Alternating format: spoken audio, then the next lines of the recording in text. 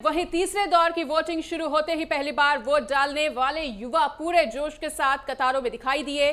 कर्नाटक के दावणगेरे में पहली बार वोट डालने वाले एक युवा ने कहा कि लोगों को वोट के अधिकार का इस्तेमाल कर सरकार चुनने में भूमिका जरूर निभानी चाहिए।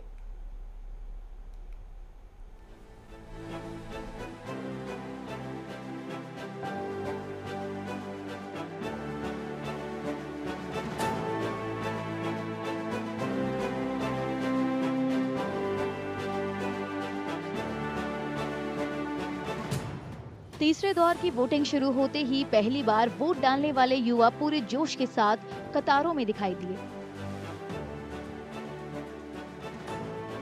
कर्नाटक के दावणगेरे में पहली बार वोट डालने वाले एक युवक ने कहा कि लोगों को वोट के अधिकार का इस्तेमाल कर सरकार चुनने में भूमिका निभानी चाहिए। How do you feel about that first vote? I'm feeling very good. It's a nice feeling to come and vote.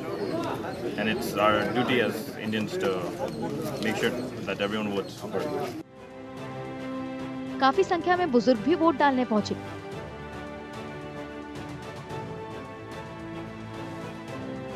Karnataka के बीदर में 100 साल के बुजुर्ग भी वोट डालने वालों में शामिल थे।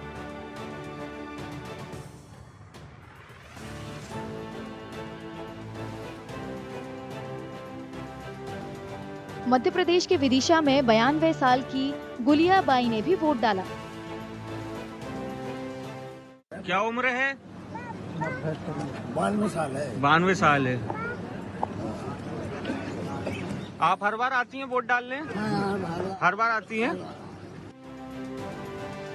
तीसरे दौर की वोटिंग सुबह 7 बजे शुरू हुई और शाम 6 बजे तक वोट डाले जा सकते हैं।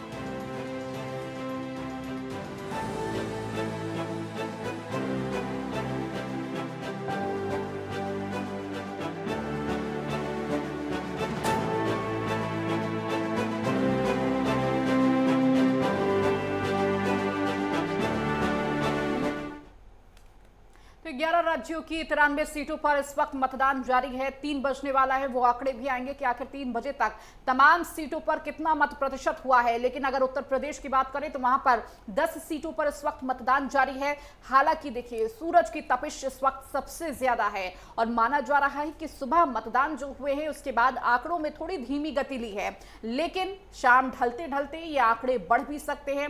हालांकि उम्मीद ये जताई जा रही है कि 2019 के आंकड़े को तोड़ते हुए जो मत प्रतिशत है वो बढ़ता हुआ नजर आए।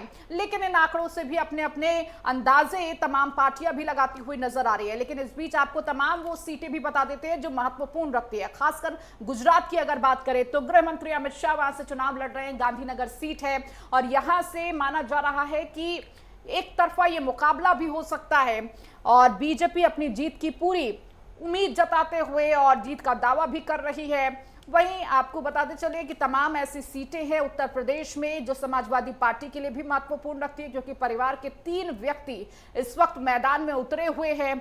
चाहे वो अक्षय यादव हो, फिर वो चाहे शिवपाल यादव के बेटे हो, इसके साथ ही खुद डिंपल यादव जो कि मैनपुरी सीट से उतरी हुई हैं। आपको वो तस्वीरें भी दिखा रहे लगातार कि इस वक्त मतदान केंद्रों में क्या कुछ व्यवस्थाएं चल रही है। सुबह से ही बड़ी खूबसूरत तस्वीरें इस वक्त लोकतंत्र के पर्व की आती हुई नजर आ रही है, जहां हर एक व्यक्ति इस लोकतंत्र के पर्व में हिस्सा ले रहा है।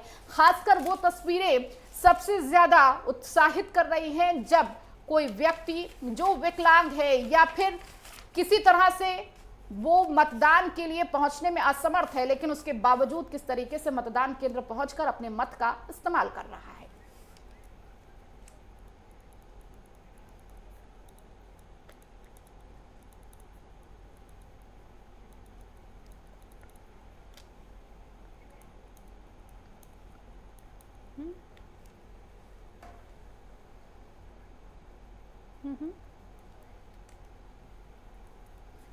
तो हमारे साथ हमारे संवाददाता इस वक्त ग्राउंड जीरो से जुड़ चुके हैं, जो कि ग्राउंड पर क्या कुछ स्थिति है सबसे पहले वो जान लेते हैं। नरेश हमारे साथ आगरा से जुड़ चुके हैं, गुड्डू किराक हमारे साथ विदिशा से जुड़ चुके हैं।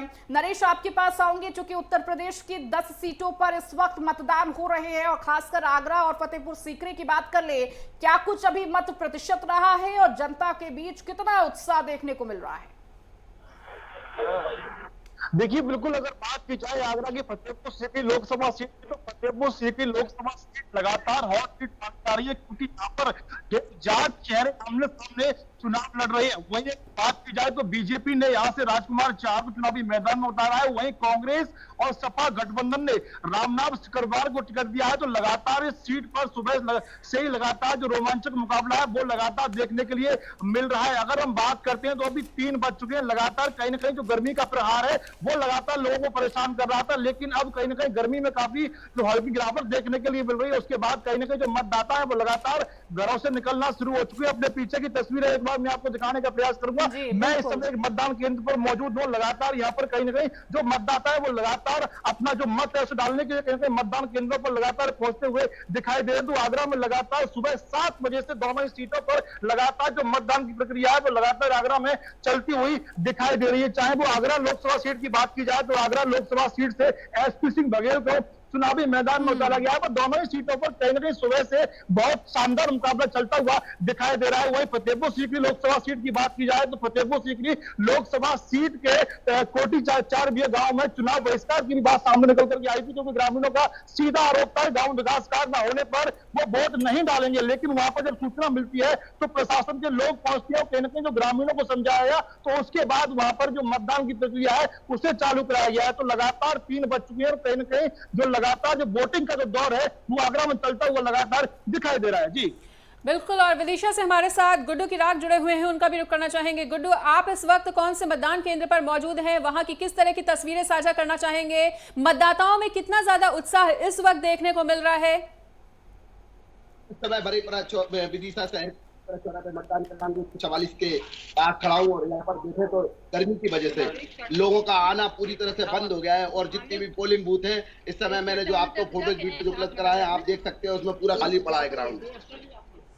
ठीक है, और विकास हमारे साथ ग्वालियर से जुड़े हुए हैं, तो लगातार जो तस्वीरें हैं वो आपके साथ साझा कर रहे हैं। विकास, आप इस वक्त कौन से मतदान केंद्र पर मौजूद हैं, वहां का भी जो वहां की तस्वीरें हैं वो भी साझा करें, और मतदाताओं में कितना ज्यादा उत्साह देख पा रहे हैं? क्या कुछ दावे, क्या कुछ वादे और कौन कौन से जो मुद्दे हैं वो मतदाताओं पर हावी होते हुए? जी रितु जी, मैं बता दूं आपको, अभी जो मैं मतदान केंद्र पर खड़ा हूँ वो एक सरस्वती सेतु MI मतदान केंद्र कहलाया जाता है, जहाँ केंद्रीय मंत्री ज्योतिरादित्य सिंधिया और उनका परिवार और पूर्व मंत्री माया सिंह जी वोट करते हैं। आज शाम को 5:30 बजे करीब केंद्रीय मंत्री ज्योतिरादित्य सिंधिया स्वयं वोट डालने आएंगे, क्योंकि उनकी माताजी की स्थिति गंभीर हो, वो गुना से कुछ प्रत्याशी हैं तो वो शाम को वोट डालने आएंगे। तो मगर जहाँ जो प्रत्याशी हैं भारत सिंह कुशवाहा के हैं, बीजेपी से हैं, और प्रेम पाठक जो कांग्रेस से है, टक्कर दोनों में कांटे की चल रही है। और जो वोटिंग में जो लोगों में रुझान आया है इस बार, जो प्रतिशत अभी तक के जो आया है वो वोटिंग परसेंटेज बढ़ता हुआ है। जो 2 चरण निकले उन चरणों से अभी तक का जो परसेंटेज है 45 तक अभी ग्वालियर मध्य प्रदेश का पहुंचा हुआ है ग्वालियर में, और लोगों में अच्छे उत्सुकता है और लोग ना अभी वोट डालने चले ही आ रहे हैं। मतलब आप देख सकते हैं मेरे पीछे जो तस्वीरें जो है वो लोग बराबर आते जा रहे हैं। दोपहर की गर्मी है, भले टेम्परेचर 40 डिग्री है, मगर ये सब जिस प्रकार टेम्परेचर बढ़ रहा है गर्मी का उसी प्रकार वोटिंग परसेंटेज भी बढ़ता हुआ नजर आ रहा है। जी रितु। बिल्कुल विकास, और देखिए इस वक्त गर्मी बहुत ज्यादा है और लोग घर से इस वक्त निकलने को सोच नहीं रहे, लेकिन जैसे जैसे सूरज ढमेगा और कहीं ना कहीं लोग घर से निकलकर वोटिंग करने जाएंगे। लेकिन आप तीनों भी अपना ख्याल रखिए, क्योंकि इस वक्त गर्मी ज्यादा है और आप चूंकि लगातार पल पल की रिपोर्ट भी दे रहे हैं तो आपका भी ध्यान रखना बहुत जरूरी है। नरेश, मैं आपके पास आऊंगी, चूंकि हम फतेहपुर सीकरी और आगरा दोनों सीटों की बात कर रहे हैं, चूंकि वहां पर मुकाबला सीधे तौर पर माना जा रहा है बीजेपी और समाजवादी पार्टी के बीच है, लेकिन जनता इस वक्त किस मूड के साथ मतदान केंद्र पहुंच रही है? वादों से ज्यादा मुद्दों पर भरोसा जता रही है।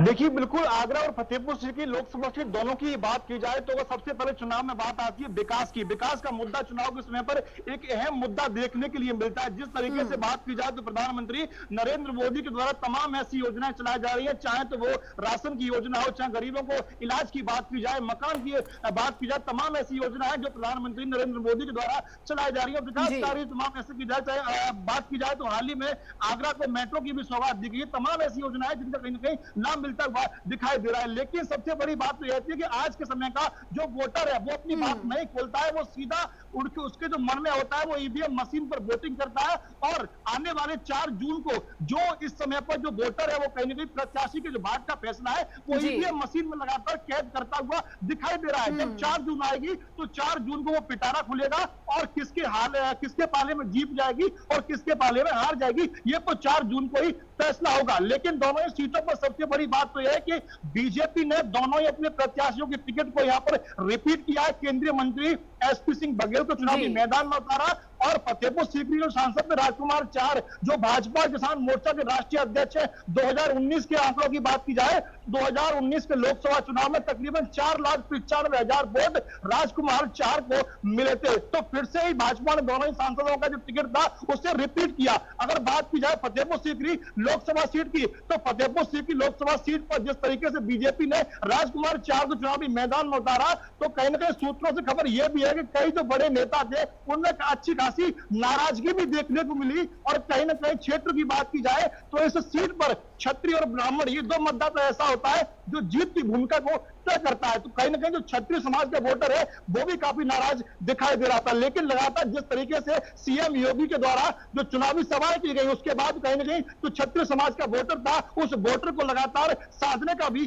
काम किया गया था। दोनों ही सीटों पर लगातार सुबह से हम देख पा रहे हैं कि लगातार जो मुकाबला है वो कहीं ना कहीं रोमांचक तरीके से चलता हुआ दिखाई दे रहा है। लगातार अगर बात की जाए वो 3 बज चुकी है, उसके बाद लगातार वोटिंग जारी है। अब देखा यह जाएगा कि जिस तरीके से हम और आप 2 चरण देख चुके हैं कहीं ना कहीं जो मतदान में गिरावट देखने को मिली थी, लेकिन आगरा में लगातार प्रयास ये करते हुए अधिकारी दिखाई दे रहे हैं कि जो परसेंटेज है उसको ज्यादा से ज्यादा बढ़ाया जाए।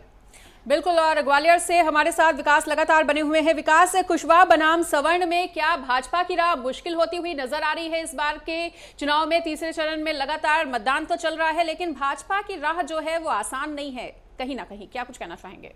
जी मैं आपको बताऊं, मुद्दों पर बात हर बार होती है, कई लोग इससे नाराजगी भी थे और मेन के कारण जो है विधानसभा चुनाव जो 2023 में निकला है, दोनों ही प्रत्याशी चाहे बिरवे पाठक की बात करें चाहे भारत सिंह कुशवाहा की बात करें, दोनों ही अभी चुनाव में एक हार का सामना करना पड़ा था दोनों ही प्रत्याशियों को।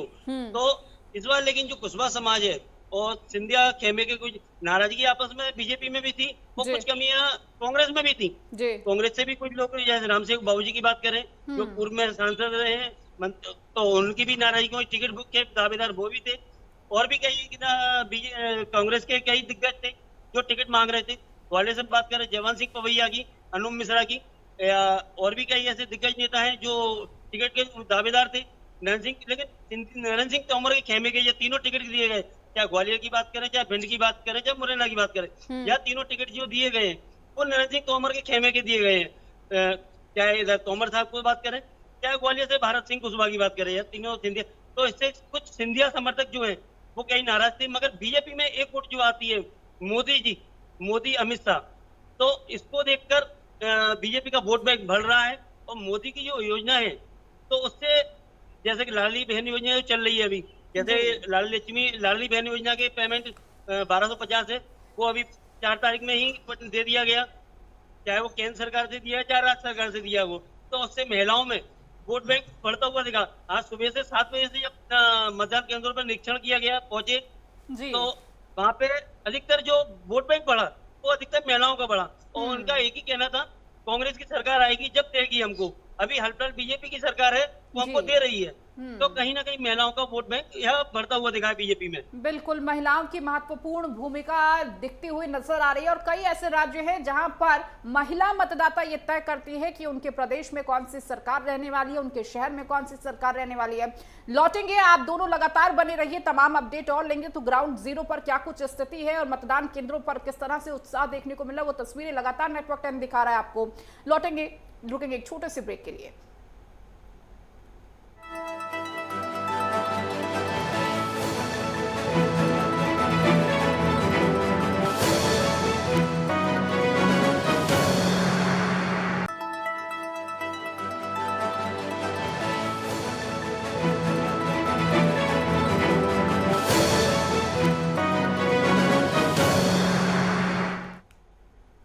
ब्रेक के बाद स्वागत है। ऋतु मनीषा लगातार बने हुए हैं। रुक करेंगे अगली खबर का। प्रधानमंत्री नरेंद्र मोदी ने गुजरात की सभी 25 सीटों के लिए मतदान शुरू होने के साथ ही गांधीनगर लोकसभा सीट के पोलिंग बूथ पर वोट डाला और पोलिंग बूथ पर जाते वक्त मोदी ने लोगों को ऑटोग्राफ भी दिया।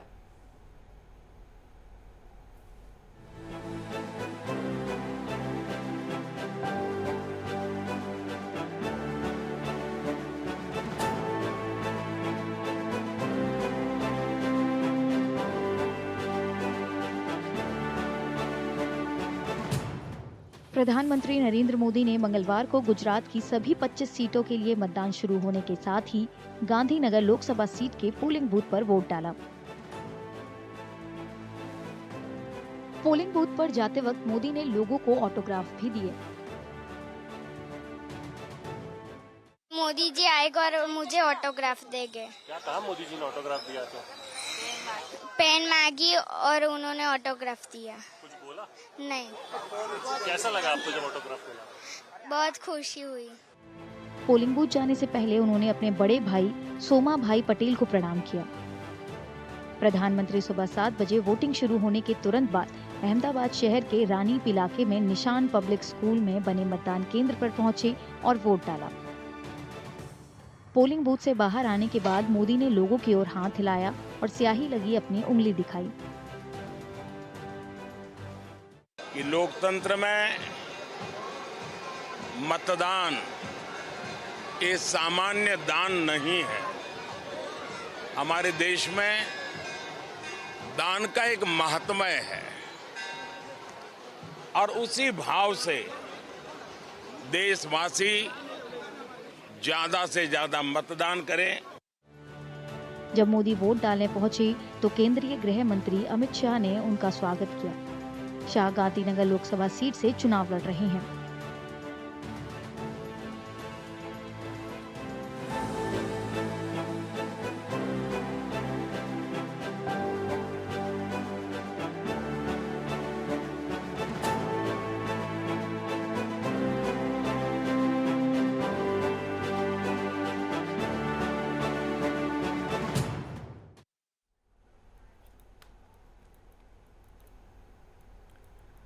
तो लगातार ग्राउंड जीरो पर क्या कुछ स्थिति है और इस वक्त मतदान केंद्रों पर क्या तस्वीरें हैं वो भी आपको दिखा रहे हैं। हमारे साथ नरेश लगातार आगरा से बने हुए हैं, इसके साथ ही संजय हमारे साथ रायगढ़ से बने हुए हैं। संजय, आपके पास आएंगे चूंकि वहां पर क्या कुछ स्थिति है, सबसे पहले वो बताएं मतदान केंद्रों पर क्या तस्वीरें देखने को मिल रही हैं। जी बताना चाहूंगा, इस वक्त समय है और अभी लगभग सूनापन दिखा है और सवेरे से 1 बजे तक जो मतदान हुए हैं उसमें लगभग 60% मतदान जिले में हो चुकी है, लेकिन अभी स्थिति एकदम धीमी गति से चल रही है। मैं बताना चाहूंगा अभी लाइन भी नहीं लगी है।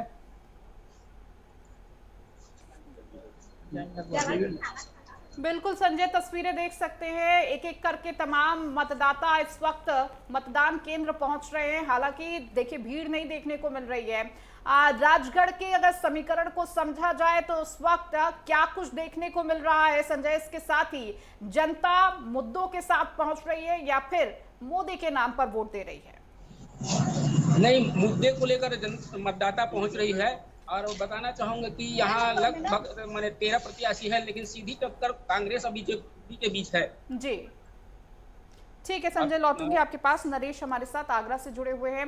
नरेश, चूंकि देखिए 3 बज चुका है और कुछ ही घंटे बचे हुए हैं जब मतदान की ये जो प्रक्रिया है वो भी खत्म हो जाएगी, लेकिन सबसे ज्यादा जो मत प्रतिशत है वो कहीं ना कहीं दोनों ही पार्टियों के लिए उहापोह की स्थिति पैदा कर रही है कि आखिर ये मत प्रतिशत किसके पक्ष में जाता है, क्योंकि दोनों ही पार्टियों ने अपनी तरफ से तमाम दमखम दिखाए हैं, लेकिन इस बीच तमाम मुद्दे भी उठे हैं, चाहे वो राजद्रोह की बात हो या फिर रामद्रोह की बात हो, वो भी सारे मुद्दे इस बीच उठे हैं। क्या इसका असर आज के चरण में पड़ने वाला है?